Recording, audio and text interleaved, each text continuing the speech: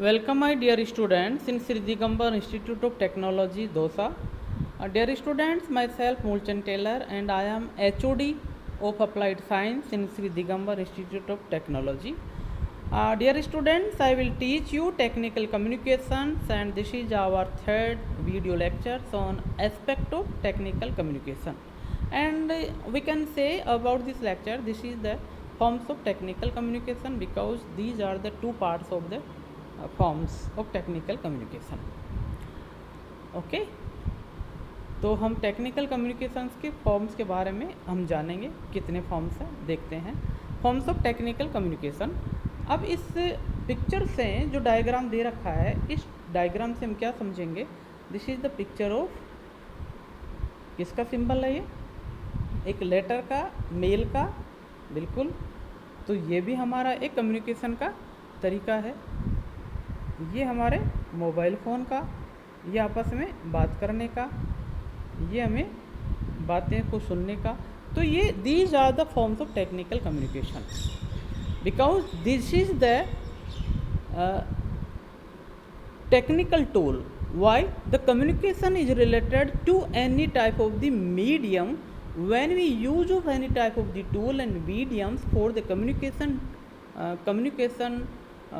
deliver to one place to other place, one person to other place। जब हम किसी information को एक स्थान से दूसरे स्थान या एक व्यक्ति से दूसरे स्थान के लिए ट्रांसमिटेड करें, वो ट्रांसमिटेड करने का जो तरीका है वही हमारा टेक्निकल के अंदर काउंट होता है। ओके, तो हम आगे देखते हैं व्हाट इज़ कम्युनिकेशन। तो पहले तो हम इसके बारे में क्लियर, बहुत ज़रूरी भी है।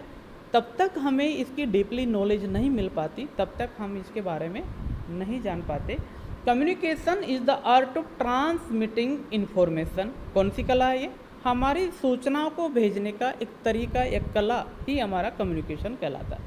Ideas and attitudes from one person to another person.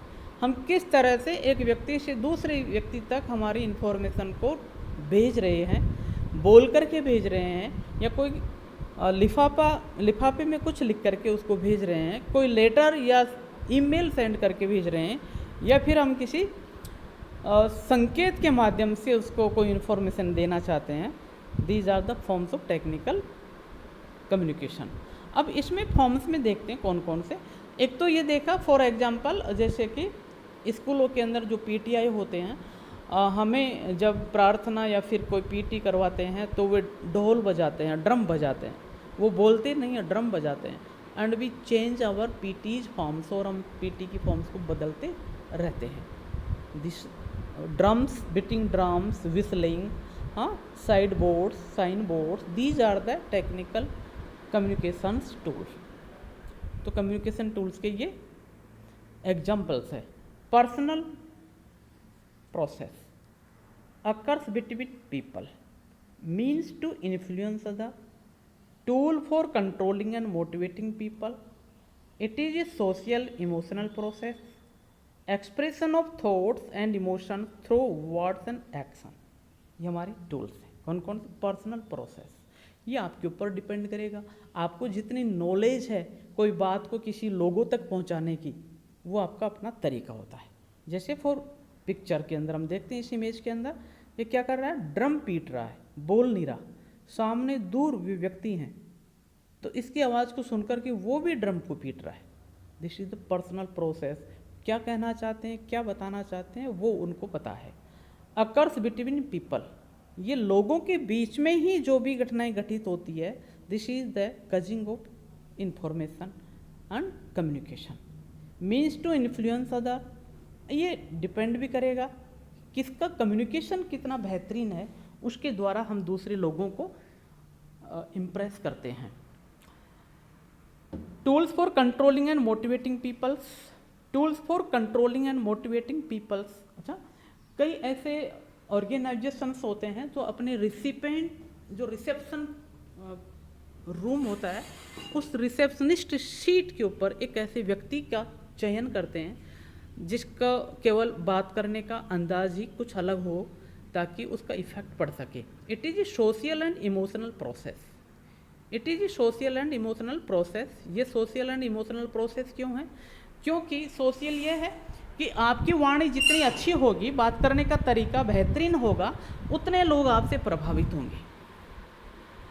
Expression of thoughts and emotion through words and actions, ये एक हमारी वार्तालापों को या बातों को, भावनाओं को बताने के तरीके हैं जो हम हमारे कर्मों कार्य की तरीके से बता सकते हैं उसको, या बोल करके भी बता सकते हैं। तो ये हमारे कुछ तरीके थे इसके फॉर्म्स से। नेक्स्ट हम देखते हैं क्या है इसके अंदर आगे, व्हाट इज़ टेक्निकल कम्युनिकेशन। ठीक है, व्हाट इज़ टेक्निकल कम्युनिकेशन, अभी पहला पॉइंट वही है same. The process of defining, creating and delivering information for safe, efficient and effective use of products. Process of defining, process of defining बताने का एक तरीका है। Creating and delivering information, हमारी जो भी वार्तालाप है उसको बताने का तरीका, एक स्थान से दूसरे स्थान तक भेजने का तरीका, क्या कहना चाहते हैं, किस तरह से कहना चाहते हैं, वो जो एक जर्गन हमने यूज किया वो तरीका। For safe, efficient and effective use of products, जो इन्फॉर्मेशन हम देना चाहते हैं उस इन्फॉर्मेशन का भावार्थ या पर्पज ये है कि हमारी इन्फॉर्मेशन के द्वारा उस व्यक्ति को बेहतरीन से बेहतरीन, ज़्यादा से ज़्यादा किसी व्यक्ति, प्रोडक्ट और किसी ऑर्गेनाइजेशन, जगह के बारे में जानकारी सटीक से मिले, ताकि उसको लगे कि हाँ उस व्यक्ति ने जो भी इन्फॉर्मेशन मुझे दी वो बिल्कुल सही दी। तो आपके उस बताने के तरीके के ऊपर उस व्यक्ति का भाव आपके प्रति पॉजिटिव होता है। Next, broad field and influence includes any forms of communication, इसका जो फील्ड है, कार्य क्षेत्र है, संक्षिप्त नहीं है, बहुत काफ़ी विस्तृत फैला हुआ है। Includes any forms of communication, इसमें हर प्रकार की कम्युनिकेशन को शामिल किया जाता है। कन्वेज साइंटिफिक, इंजीनियरिंग और अदर टेक्निकल इंफॉर्मेशन, इसमें ये तय नहीं है केवल नॉर्मल कम्युनिकेशन को ही इस चैप्टर के अंदर इंक्लूड करेंगे। यहाँ पर किसी मानवीय व्यक्ति के द्वारा, प्राणी के द्वारा, जितने भी प्रकार के एक्टिविटीज़ के द्वारा जो भी इंफॉर्मेशन दूसरे व्यक्ति को प्राप्त होती है, these are come in this technical communication part. Okay, उसके अंदर आती है। इसी वजह से we can say this is the very broad and expansive areas of communication of human beings that is created by the personal and interpersonal. Factual communication usually about products and services, ये बात भी है, हमें जान लेना चाहिए, कभी भी किसी को कुछ भी गलत नहीं बताना चाहिए, क्योंकि उसका effect direct and indirect way में हमें वापस पड़ता है।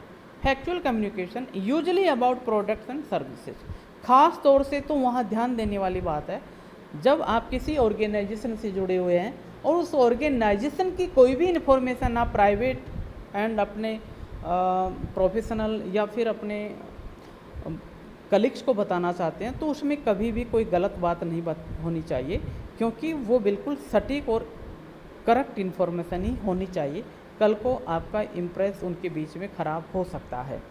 स्पेसिफिक ऑडियंस रीजन, क्योंकि आपके जो भी श्रोता हैं वो आप ही की तरह किसी न किसी ऑर्गेनाइजेशन से कनेक्टेड है, स्पेसिफिक है। ठीक है, नेक्स्ट हम चलते हैं। कैरेक्टरिस्टिक्स ऑफ टेक्निकल कम्युनिकेशन की विशेषताएं कौन कौन सी है? The 5 C's of technical communication, ये 5 C's क्या चीज़ है? क्लियर, आप इन्फॉर्मेशन के बारे में पूरी तरह से स्पष्टवादी होने चाहिए, आपको इन्फॉर्मेशन उसकी पूरी सटीक होनी चाहिए, गलत कोई नहीं होनी चाहिए। बाय द वे, जब आप इन्फॉर्मेशन पार्टिसिपेट कर रहे हैं अपनी ऑडियंस, अपने कलीग्स के साथ में, आपको इन्फॉर्मेशन उस प्रोडक्ट की पूरी नहीं है और किसी ने आपको उस प्रोडक्ट के बारे में और भी कुछ डीपली पूछ लिया, आपने नहीं दिया, तो आपकी कम्युनिकेशन का वहाँ पर जो इम्प्रेस पड़ेगा वो पॉजिटिव नहीं पड़ेगा। तो इस वजह से क्लियर होना चाहिए। Correct, follows grammatical and technical convention, तथा गलत नहीं बोलना चाहिए। आप जो भी कुछ बोलें, ग्रामेटिकल एंड टेक्निकल कन्वेंशन बिल्कुल साफ सुथरा, और चाहे छोटे छोटे वाक्य बोलें बट वो सही होने चाहिए।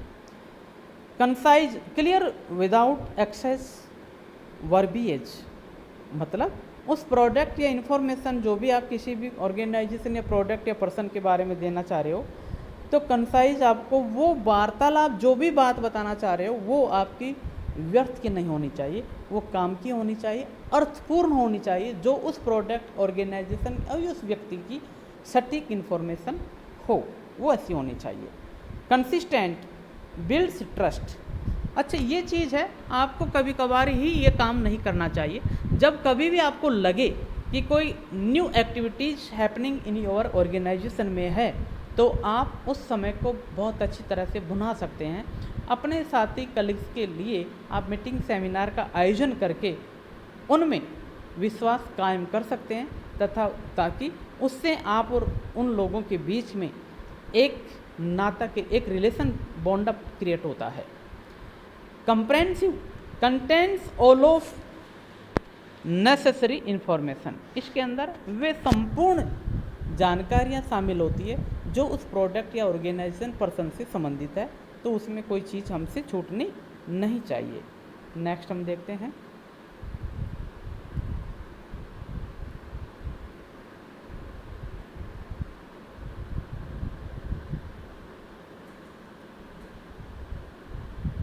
पर्पज ऑफ टेक्निकल कम्युनिकेशन का उद्देश्य क्या है।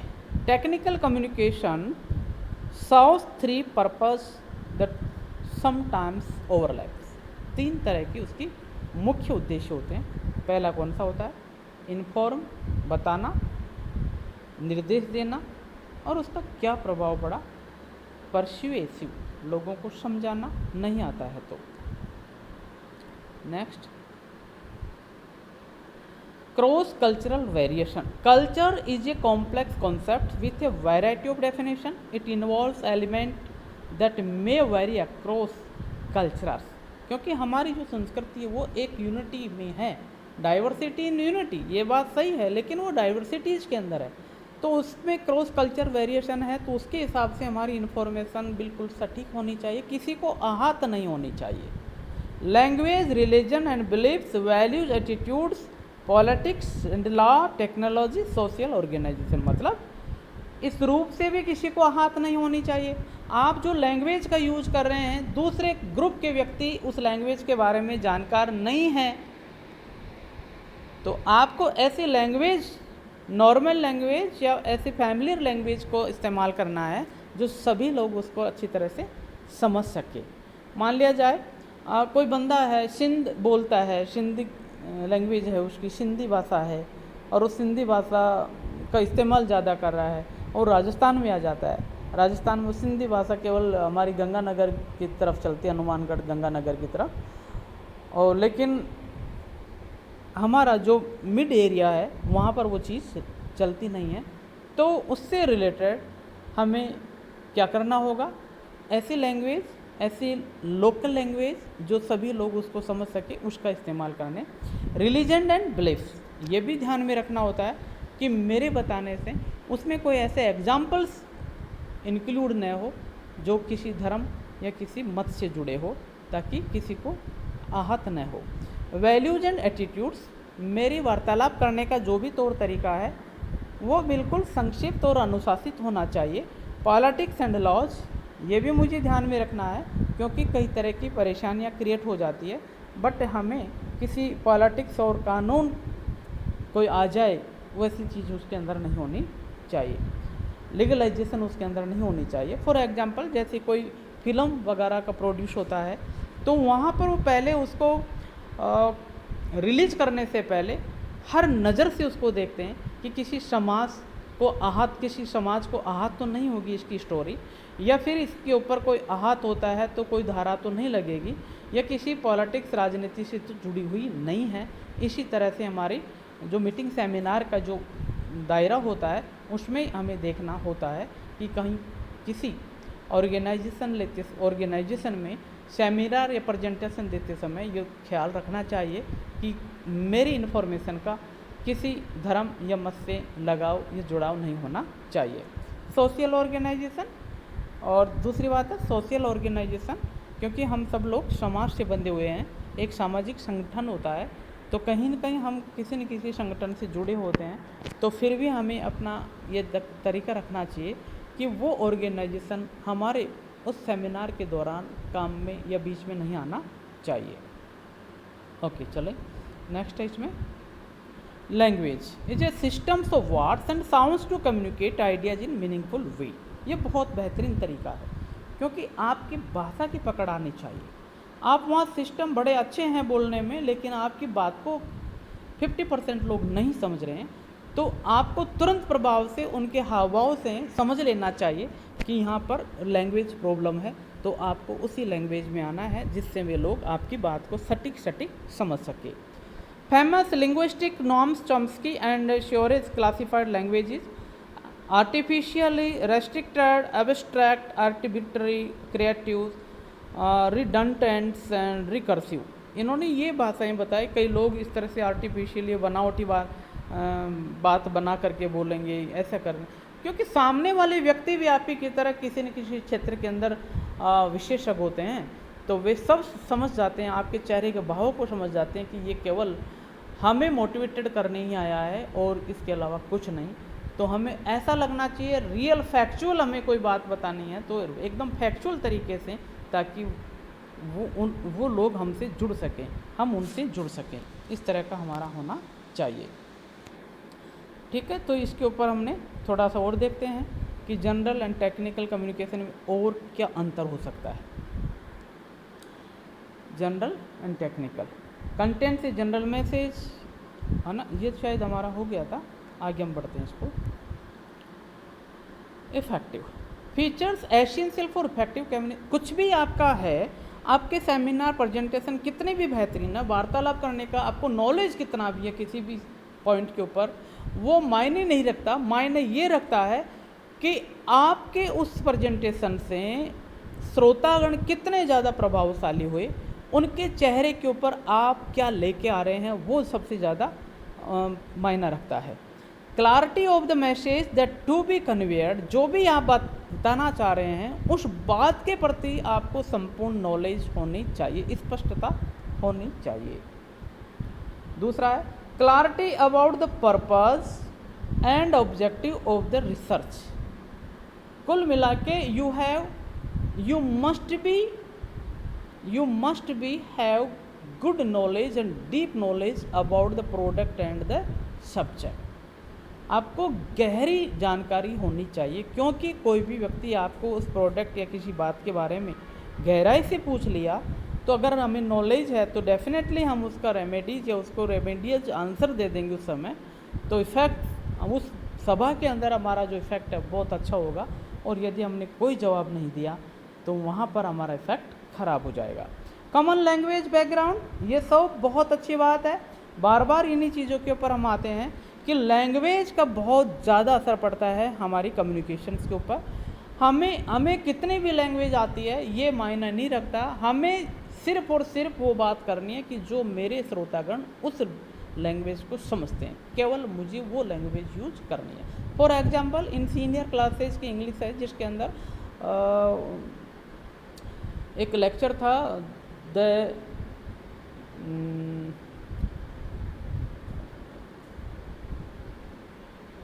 स्टूडियो का लेक्चर था।